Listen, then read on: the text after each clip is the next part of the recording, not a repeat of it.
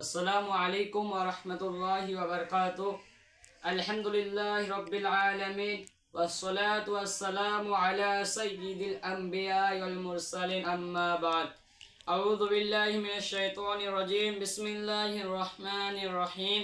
ওয়া আকিমুস সালাতা ওয়া আতুজ যাকাত। সাদাকাল্লাহুল আযীম।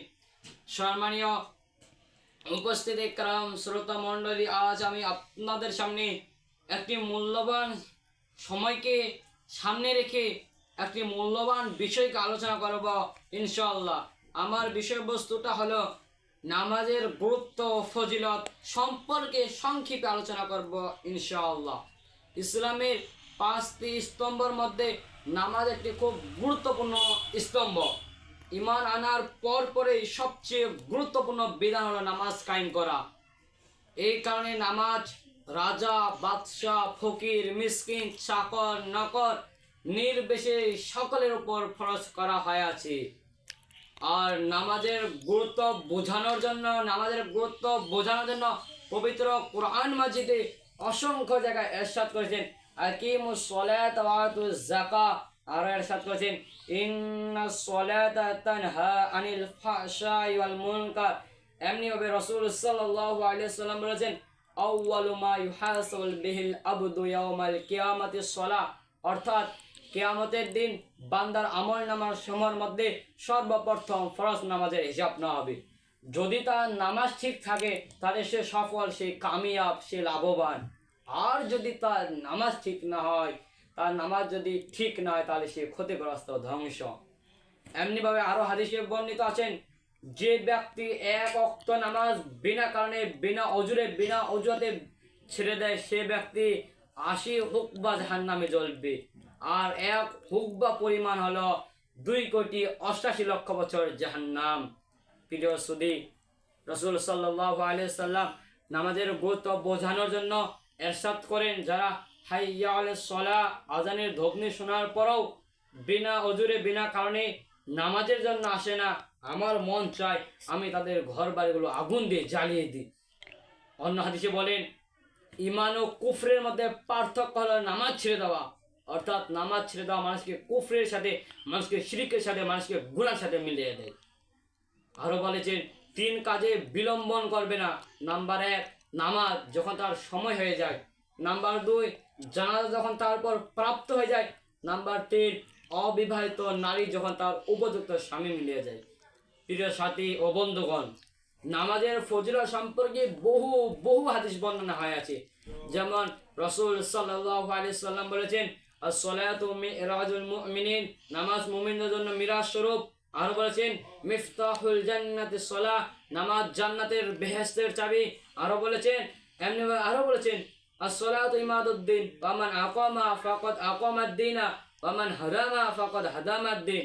অর্থাৎ নামাজ দ্বীনের স্তম্ভ।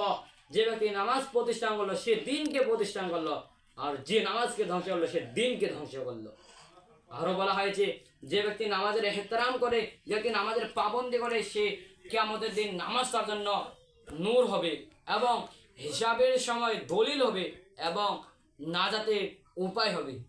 আর যে ব্যক্তি নামাজের ইহতিরাম, নামাজের পাবন্দি করে না, নামাজ পড়ে না, কিয়ামতের দিন নামাজ তার জন্য নূর, দলিল ও হিসাবের সময় উপায় তো হবে না, নাজাতের উপায় তো হবে না, বরং তার হাসর হবে নামরুদ, ফিরআউন, হামান ও উবাই ইবনে খালফের সাথে। প্রিয় সাথী বন্ধুগণ, একবার নিজের জীবনকে কোন কাজে ব্যয় করছি। হাদিসের মাধ্যমে আরো বলা হয়েছে যে ব্যক্তি নামাজের ইহতিরাম করে আল্লাহ তাআলা তাকে 5টি পুরস্কারে সম্মানিত করবেন। নাম্বার 1 রুজি রোজগারের অভাব দূর করে দেবেন। নাম্বার 2 কবরের আযাব মিটিয়ে দেবে। নাম্বার 3 আমলনামা ডান হাতে দেবে। নাম্বার 4 পুলিশের রাস্তা বিদ্যুতের মতন পার করে দেবে। নাম্বার 5 বেহেশতে বিনা হিসেবে দিয়ে দেবে। আরো বলা হয়েছে যে ব্যক্তি এখলাসের সহিত 40 দিন তাকবীর উলা না ছুটে, তাকবীর উলার সাথে জামাত আদায় করে, তাকবীর উলা নামাজ পড়ে, সে ব্যক্তি 2টি পাওনা লাভ করে। নাম্বার 1 জাহান্নাম হতে মুক্তি। নাম্বার 2 মুনাফিক হতে মুক্তি। প্রিয় সাথী বন্ধুগণ, আরো বলা হয় যে হযরত আবু যর রাদিয়াল্লাহু আনহু বলেন, একবার রাসূল সাল্লাল্লাহু আলাইহি সাল্লাম শীতকালে বাইরে তাশরিফ আনলেন, আর বাইরে দেখলেন এক গাছ থেকে পাতা ঝরতে লাগলো। রাসূল সাল্লাল্লাহু আলাইহি সাল্লাম গাছের ডাল ধরলো, ফলে আরো বেশি পাতা ঝরতে লাগলো। তখন রাসূল সাল্লাল্লাহু আলাইহি সাল্লাম বলছেন, হে আবু যর, যখন মুসলমান বান্দা এখলাসের সহিত আল্লাহকে রাজি খুশি করার জন্য নামাজ আদায় করে, তখন তার গুনাহসমূহ এইভাবেই ঝরে পড়ে যেভাবে গাছের পাতাগুলো ঝরে পড়ে। সুবহানাল্লাহ। আমি পরিশেষে বলতে চাই, এই ফিতনার যুগে, এই ফিতনার জামানায় ঈমান নিয়ে কবর পর্যন্ত যাওয়ার, ঈমান নিয়ে কবর পর্যন্ত পৌঁছা ও পাঁচ ওয়াক্ত নামাজ জামাতের সহিত আদায় করার তৌফিক দান করুন। প্রথমেই বলছি, আমরা মুসলমান হয়েছি, আমাদের পরিচয় নামাজ। আমাদেরকে নামাজ আদায় করতেই হবে।